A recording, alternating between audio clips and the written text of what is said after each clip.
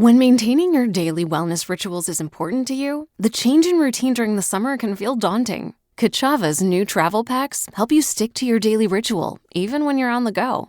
Just one packet of Kachava's all-in-one nutrition shake provides complete nutrition with 25 grams of protein, 6 grams of fiber, greens, adaptogens, and much more. So you'll be fueled and ready for wherever life or your summer adventures take you. No fillers, no nonsense. Just the good stuff your body craves. Plus, it actually tastes delicious. But you can try it for yourself because the variety pack includes all 6 delicious fan favorites: chocolate, vanilla, chai, matcha, coconut acai, and strawberry. So instead of worrying about sticking to your daily ritual, simplify it with Kachava. Go to kachava.com and use code NEWS for 15% off. That's KACHAVA.com, code NEWS. How would you like a 15% discount to my daily email, the stack of stuff, the show notes, discounts to the conference, all of that? All you need to do is text the word SHOW to 33777. You'll get the annual subscription with a 15% discount to my daily email. You'll get the stack of stuff, the links to the show notes, discounts to the conference, and so much more. All you have to do is text the word SHOW, SHOW, to 33777. Text SHOW to 33777.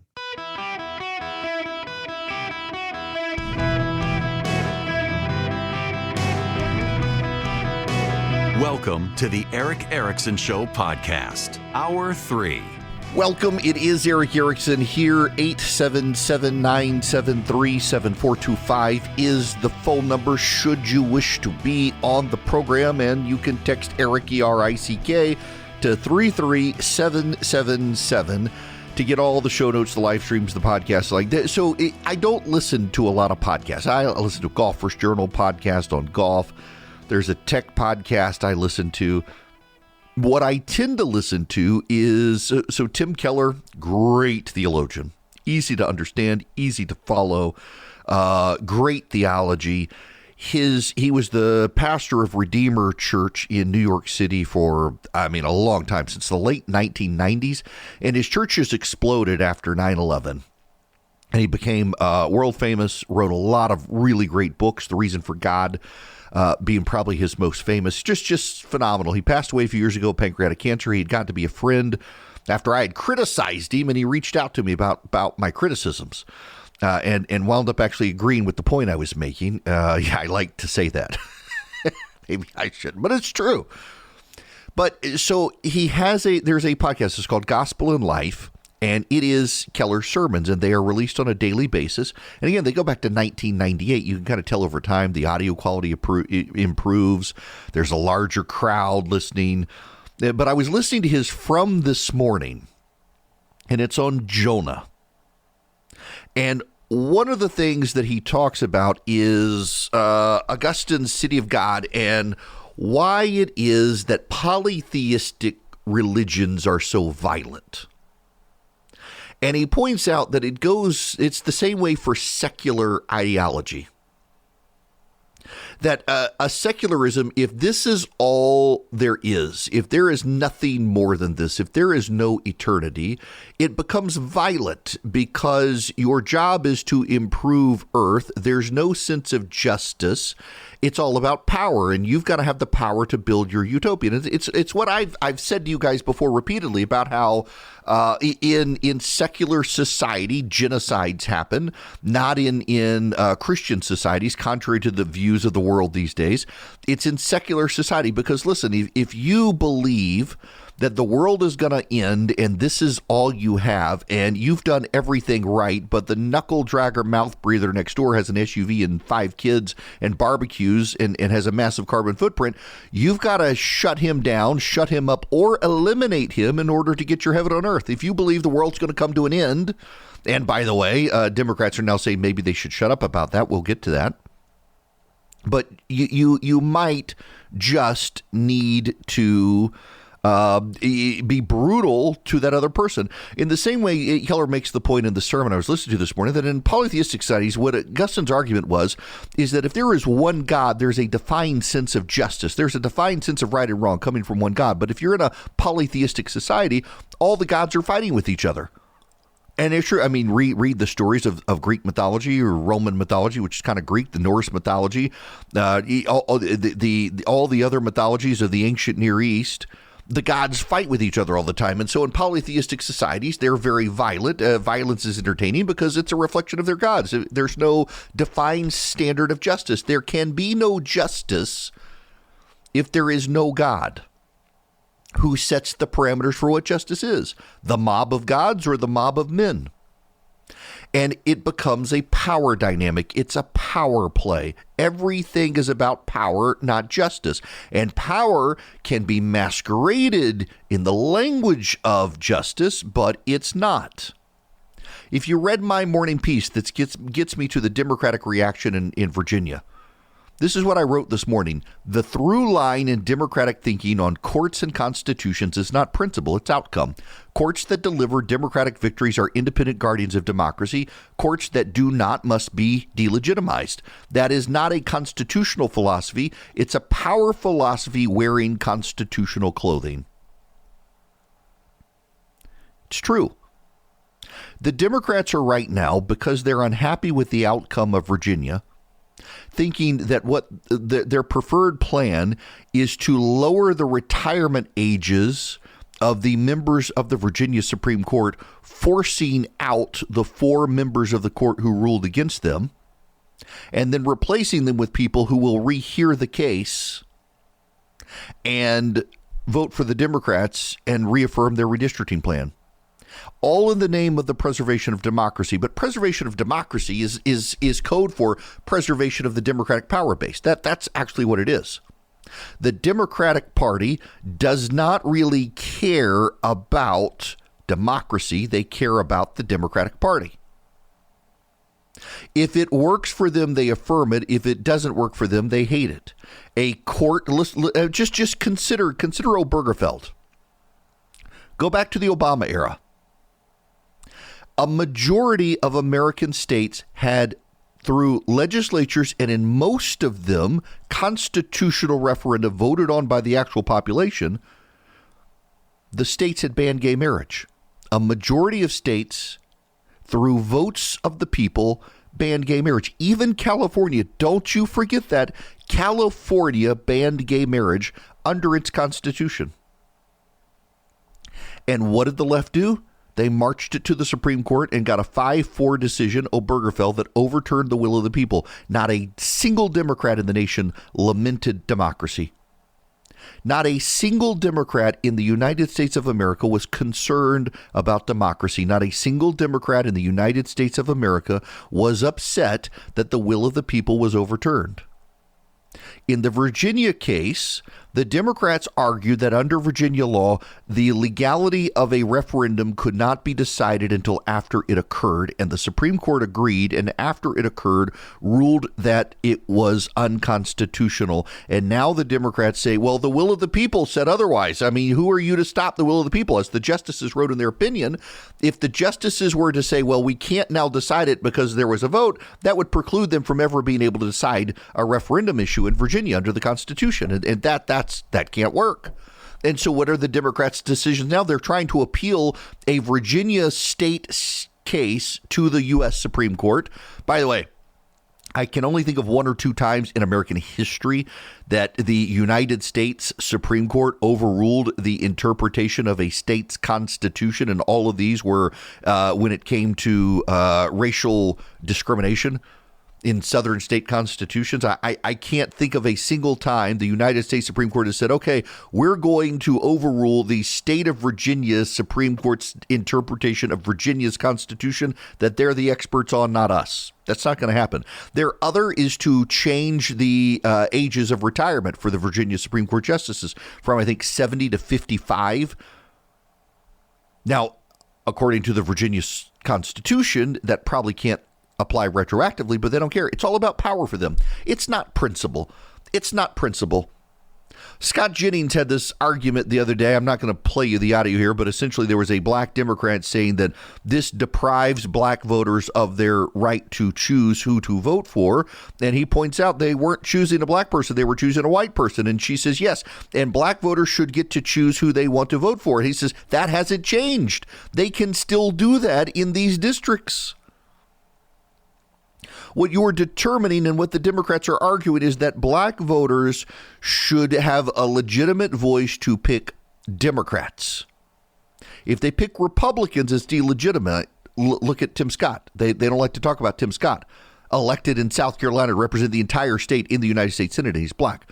They don't like to talk about Winsome Sears, the Republican black candidate who lost in Virginia for governor because white Democrats rejected her, or Daniel Cameron in Kentucky, who was the attorney general who lost a bid for governor, who was black and a Republican. And they don't want to talk about those. They don't want to talk about them. If the logic holds that black voters in majority black areas should be allowed to vote for someone of their choice and get someone who looks like them elected, shouldn't rural voters have the same thing? Because Virginia's Democrats denied them that case. They stretched districts out from urban Northern Virginia out into the rural heartland of Virginia and deprived those rural farmers of someone who even understands farming, someone who's ever run a tractor. No, it only applies to black voters, presuming they vote for black candidates. Why? Because it's not about justice. It's not about the rule of law. It's not about democracy. It's about power. They have wrapped their power play in constitutional rhetoric, but they don't actually believe it themselves. They don't actually believe constitutionally in a philosophy of governance. They simply don't.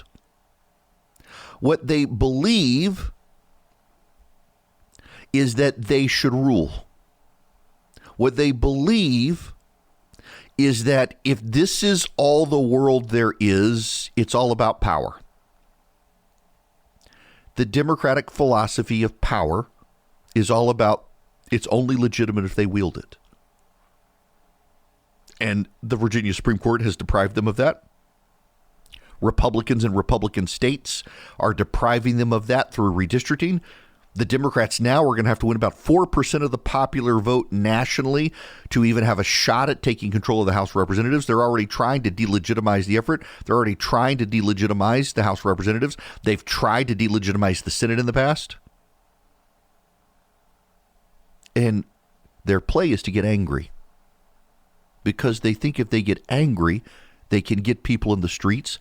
And if they get people in the streets, they can get people fired up to go vote. And if they get people fired up to go vote, they can win. But they're not also seeing the number of people who are turned off by their insanity. They're not seeing the number of people who are turned off by their constant antagonism, their nonstop antagonism. It's kind of exhausting, actually, to watch the Democrats nonstop just be angry all the time about everything. And they can't be intellectually honest. And it's infuriating as someone who tries to be honest and straight with you guys, even when it works against my side, to watch the media just amplify and echo the lies of the Democrats without challenge.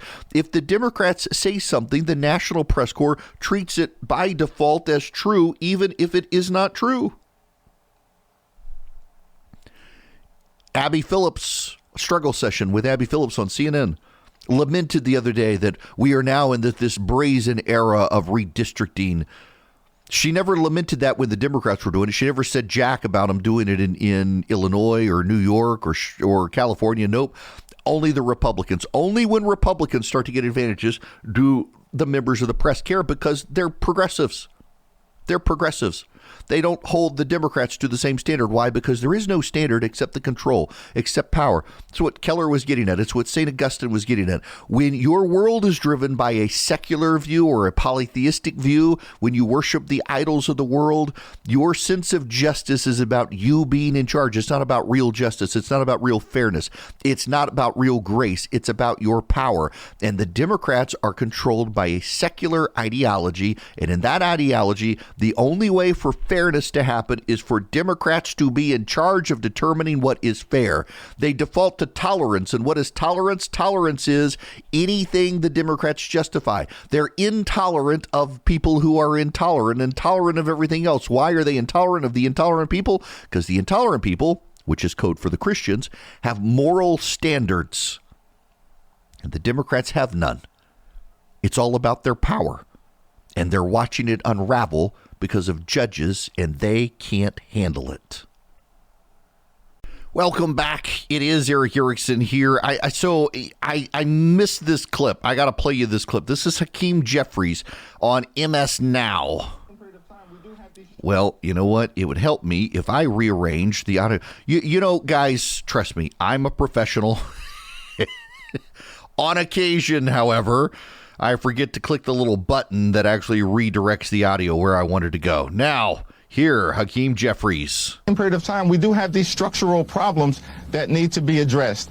We've got to, for instance, make sure we pass the John Robert Lewis Voting Rights Advancement Act so we can end the era of voter suppression in the United States of America once and for all. We have to end Citizens United, dramatically reform our campaign finance laws to stop the ability of these deep-pocketed special interests to intervene. And we are going to have to explore massive judicial reform, state by state, and at the federal level, and everything should be on the table as far as I'm concerned. He means court packing at the state and the federal level. Look what they did in Wisconsin. They were able to win elections running openly partisan candidates in Wisconsin. And now the Wisconsin Supreme Court can regularly tell the democratically elected legislature, you can't do this thing. They say it's all about threats to democracy. And then they prop up a progressive court that regularly strikes down the acts of a democratically elected legislature. They're trying to do that in Georgia right now. If you're a Georgia Republican, you got to go vote in the nonpartisan races for all the incumbent judges, because Barack Obama is now openly campaigning for some pro-abortion progressives to take over the Georgia Supreme Court so that they can do the same thing in Georgia and regularly tell the state legislature, who democratically elected, no, you're no longer allowed to do these things you used to be able to do. You can't do them anymore.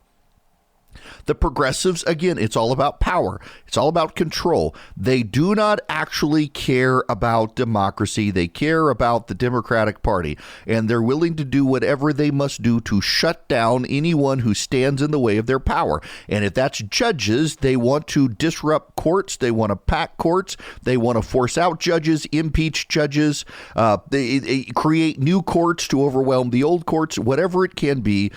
Because it's all about their power at the end of the day. It's not about right and wrong. It's about the power of the Democratic Party. We're going to have to explore judicial reform state by state and at the federal level. Everything should be on the table. Because the judges are impediments to their power plays. And instead of being mad at the judges, they should be bound by the constraints of the Constitution. But they don't want to be bound by the constraints of a piece of paper. That's just words. And words are an obstacle to power. So they're trying to now take over Supreme Courts at the state level. They're trying to do it in Georgia. They've done it in Wisconsin. They've done it in other states. They want to do it to your state. Pay attention. Get out there. Vote for the incumbents in Georgia, by the way. Now, let me tell you about Vision Computers. If you're buying a computer, you're building a computer, Vision Computers wants to be your preferred computer source. Why? Because they can build you new computers. In fact, they can take, if you've got an existing computer and you want an upgrade, they might be able to upgrade your computer. But what they can do for sure, if everything's Windows 11 compliant, they can take all the stuff on your current hard drive, copy it to a new hard drive, build you a better, newer, faster machine, and everything's set up like it was. You don't miss a beat. You don't skip a beat. And they give you their world-class tech support for free. So if you ever have a question or a problem, you call them in 15 seconds or less. You get an actual human being on the phone, and they can solve your problems. They can even remote in if they need to, help you with email, help you with printer, whatever you need. 404-COMPUTE or visioncomputers.com. Anybody, nationwide, Hawaii, Alaska included. 404-COMPUTE. VisionComputers.com. Let them build you new computers. They can do it for your whole office. They can build you computers. If you're ready for computer upgrades for your office, talk to Vision. 404-COMPUTE or VisionComputers.com. Tell them Eric sent you. Hello, America. It is Eric Erickson here. 877-973-7425 is the phone number if you want to be on the program. I saw this over the weekend, and I just had to laugh. Here's the headline now. Democrats don't have to campaign on climate change anymore. It's by Matthew Huber, a geographer who wrote a book called Climate Change as Class War: Building Socialism on a Warming Planet. Tells you everything you need to know right there. Now, let me just read this for you. Sam Forstag, a Democrat running for Congress in Montana, is in many ways a familiar kind of progressive. He's a union worker calling for taxing the rich and expanding Medicare for all Americans. But there's one topic he appears to avoid in his platform and in public forums. When asked recently about the growing threat to wildfires and drought in the West, he discussed a terrible ski season and record high temperatures. He didn't name the climate crisis directly. The Democratic U.S. House candidates Trey Martin, a union iron worker in Oklahoma, and Chris Richard, an electrician and veteran running in Missouri, are also steering somewhat clear of what was once a centerpiece of many progressive political campaigns. Even in a blue district in Minnesota, Caleb Berg, a Democratic state legislator who worked as a flight attendant, only mentions climate change briefly on her congressional campaign website, linking it to bringing down energy costs. For the past several months, Democratic elite have been debating how much to talk about climate change, if at all, in part because these new candidates have narrowed their focus to energy affordability to win back the working class. It is a striking shift from just a few years ago when many Democratic politicians thought the promise of a Green New Deal would bring a coalition based on green jobs and fighting inequality. Candidates like Mr. Forstag have the right strategy. The kinds of policies they support, for example, public investment in infrastructure like housing and electricity, will help address climate change, but there is little reason for politicians like them to focus on the issue anymore. The candidate's first task must be to regain credibility with working people by tackling their more immediate material concerns. The voters who already prioritize climate action are firmly in the Democratic camp and highly educated and affluent, or as the economist Thomas Piketty called them, the Brahmin left. What candidates like Mr. Forstag, Mr. Richard, and Ms. Berg seem to understand is that for blue-collar voters, energy is an end-of-the-month issue and affordability should be the overarching policy goal. This is all the more important today given rising energy rates and war-fueled spikes in gasoline prices. The shift among progressive Democrats on the campaign trail in many ways marks the end of an era. It was 20 years ago when Al Gore's film An Inconvenient Truth helped to make concern around the climate crisis go mainstream. Then the financial crisis solidified the Obama administration's narrative that economic recovery required a New Deal-like investment program centered on green jobs. Now, he ends with this paragraph. The Democratic Party remains deeply unpopular. The way out is to stop elevating a litany of single-issue policies that appeal to the already converted. When it comes to climate change, for now, it might be better to say nothing at all. Is that not hilarious? This, again, is a guy who wrote a book called Climate Change as Class War: Building Socialism on a Warming Planet. We were told that we in the United States and around the world had less than a decade or we were all going to die. Remember, Greta Thunberg wouldn't take a plane, sailed to the United States on a catamaran. It was covered breathlessly by Bill Weir at CNN. He was positively orgasmic about the idea of this teenage autistic Swede coming to scowl at America and lecture us about climate change. Absolutely wild. And now you got this guy say, "Hey, maybe we don't need to talk about it. Talk about affordability." But I gotta highlight part of the arrogance of this for you. This one paragraph, I read it. Did it stand out to you? Because it stood out to me. It's the arrogance. The voters who already prioritize climate action are firmly in the Democratic camp and highly educated and affluent. That's right. The people who care are already smart. We now have to talk to the dumb people. And to the dumb people, we can't talk about climate change because they're too stupid to get it. That's essentially the arrogance here. And so, by the way, those of you who are listening up in Montana right now, Sam Forstag, you got to keep that in mind. He's one of these socialists who thinks you're stupid. Trey Martin in Oklahoma thinks you're stupid. Chris Richard, an electrician and veteran running in Missouri, thinks you're stupid. They think that they have to talk to you. They have to talk to you like simple Jack. They have to talk to you in one word voices with few syllables, as few as possible, because you might not understand them if they don't talk in short words and sentences, because you are a stupid blue-collar worker. That's what this piece is arguing.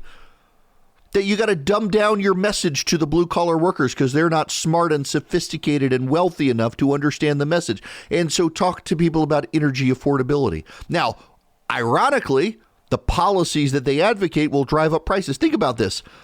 Public investment in electricity. They want a public takeover of the utility sector. Do you know? Someone put this up this weekend.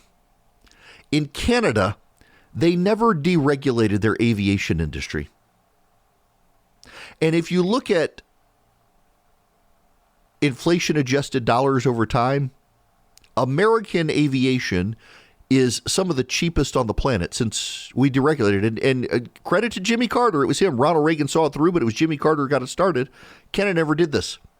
The Canadian government still plays a role. And Canadians pay far more for for travel than we do. And point in fact, I got a note, is that most Americans don't actually fly at all. They drive. And these people want to drive up the cost of oil and gas. They want to take over the private utility sector with government-controlled utility sector, which, by the way, you pay attention in Germany and elsewhere, the utility sectors, they're garbage. But that's what they want. And they're trying to convince you that letting the government be more involved in your life is actually a good thing. Letting the government have more say in your daily lives, they think is actually something you want. I want a government small enough to be able to drown it in the bathtub. You know, so I've got an Ecobee thermostat. Some of you have the Nest thermostats. It's I can control it from my phone. I'm actually in my flagship station. I'm in my studio in Atlanta, Georgia today. My home is an hour and a half away, and I can get on my iPhone and I can turn my thermostat on or off. I can raise the temperature, lower the temperature, turn on the heat, do whatever I need to do. I can do it all from my phone right now. In some places, they put in those digital thermostats, and then they let the power company have a backdoor in. And so if there's a strain on the grid, the power company can say, you know what? We want this person's air conditioner to be higher. In some countries, the governments require it, and they can make sure you're not running your air conditioner too cool. In London, to fight climate change, the government there is restricting which buildings can even get air conditioning. Think about that. Now, the high in London is like in the 70s typically. It's not super hot, although they'll have heat waves into the 80s, maybe the low 90s on occasion. And the government there, the local government, is determining who gets and who does not get air conditioning. And the rule of thumb tends to be commercial buildings can get it, residential buildings can't. You don't get air conditioning in your home. You have to sleep with the windows open. That's the vision that the left has for the United States.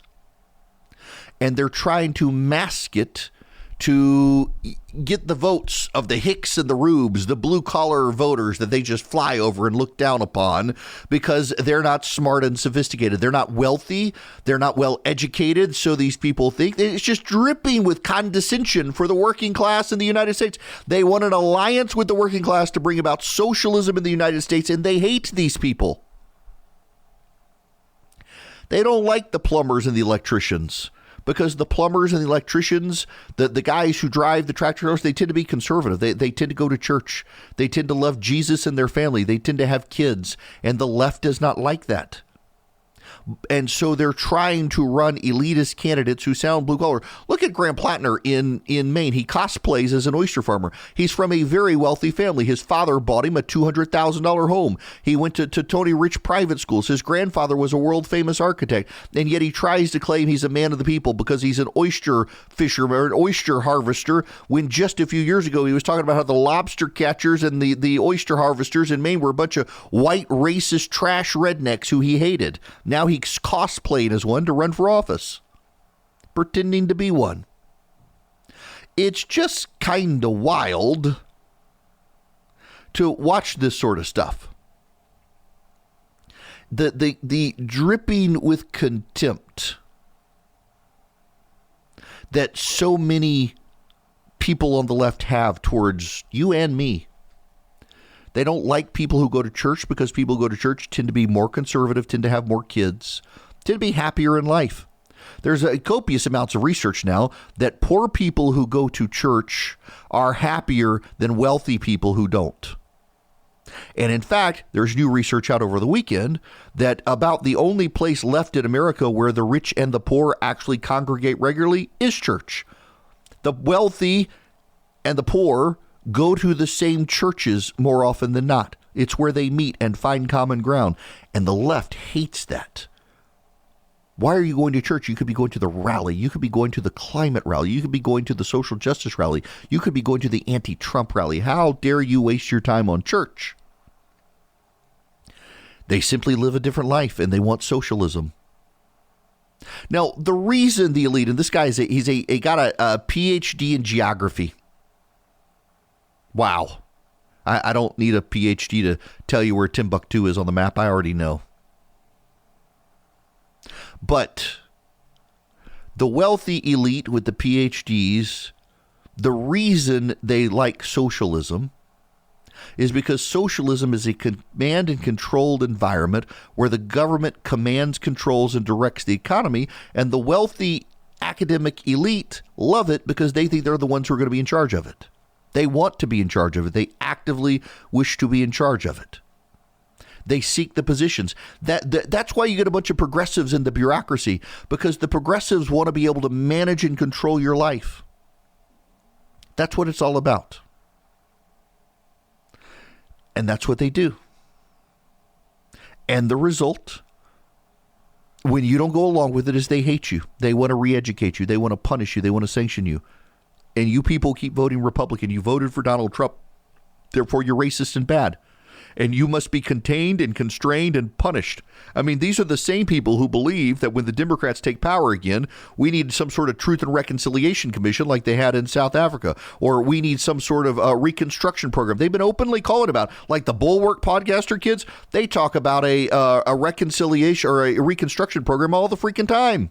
It's wild to hear them, and they mean like post-Civil War reconstruction, that the people who voted for Donald Trump must be re-educated. The people who do not embrace the climate agenda must be re-educated or punished or eliminated. That's where it all leads over time, is the elimination of people who disagree with the elite. For years, they've been telling us we're all going to die. We got 10 years to live. We got 10 years to live. We got to do something. And no one believed the hysteria. And they keep kicking the ball and moving the field goals. And now they're like, hey, you know what? We still believe this stuff. We just can't talk about it. The people are stupid. People are stupid. They don't get it.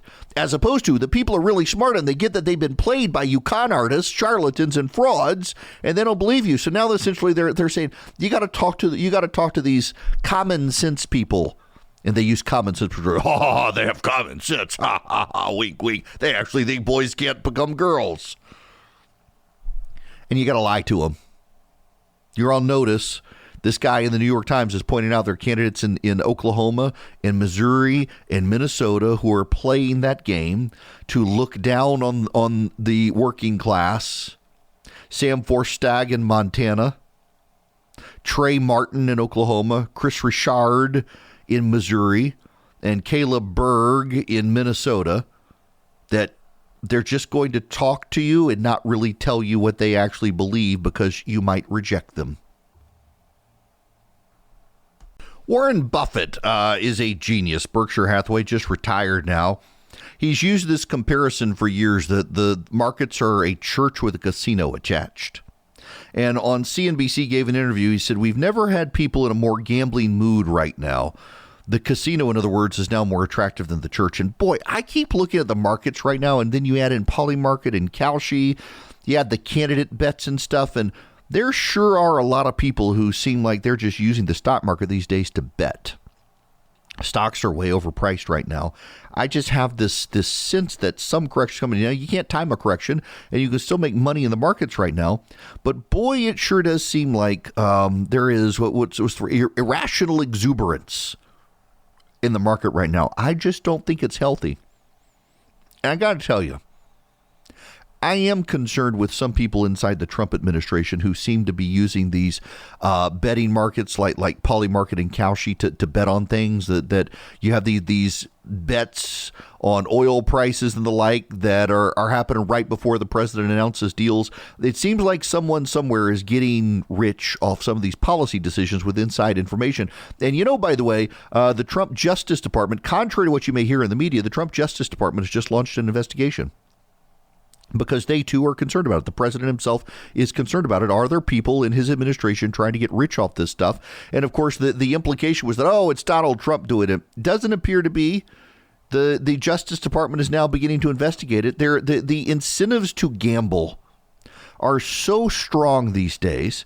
So many people want to. And again, I don't mind if you bet on sports, but there are a lot of young men now who are betting their fortunes and livelihoods in sports betting apps. Bloomberg did the story the other day that there's like 0.1% of people on Polymarket are making substantial money, and they appear to be bots. Most people, that you may make $10, $100 here or there, but most people are losing money. Overwhelmingly, the odds are not in your favor. And yet people keep doing it. And for Buffett, I think, is sounding the alarm, and I think it's probably a good thing for him to be sounding the alarm as he is, because I do think we got some problems. There are way too many people out there right now who are using the stock market in ways that are unhealthy. Buffett pointed to two specific developments to illustrate his concerns. The first is the explosion in one-day options trading. These are contracts that expire within a single session, giving traders enormous leverage on very short-term price movements. That's not investment. That's speculating. That's gambling. The second is the rise of prediction markets. Buffett cited U.S. Army soldier Gannon Ken Van Dyke, who made $400,000 on the prediction market Polymarket by betting on the U.S. military's raid to capture Maduro using insider information. He's now been charged with insider information. College and professional athletes have been caught manipulating prediction markets online. Y'all, this is just not healthy. Now, let me transition from that to a bank where you can actually just put your money and earn a good interest rate. OldGloryBank.com/Eric. You can go check out Old Glory Bank there. I've got a no-fee checking and no-fee savings account. You can also have an account there, member FDIC. So you can put your business account there, your checking account there. They do mortgages. They do CDs. They're a full-service bank, even though they're online. You can even deposit cash. I have their app. Their app is great. You can check my accounts. If I've got cash, I can generate a QR code, take it to one of 88,000 retail locations, and get it deposited. You can find out more at oldglorybank.com, oldglorybank.com/Eric. In fact, I'm going to do this because I am in my flagship. I've never deposited money up here, so I'm going to log into my Old Glory Bank account.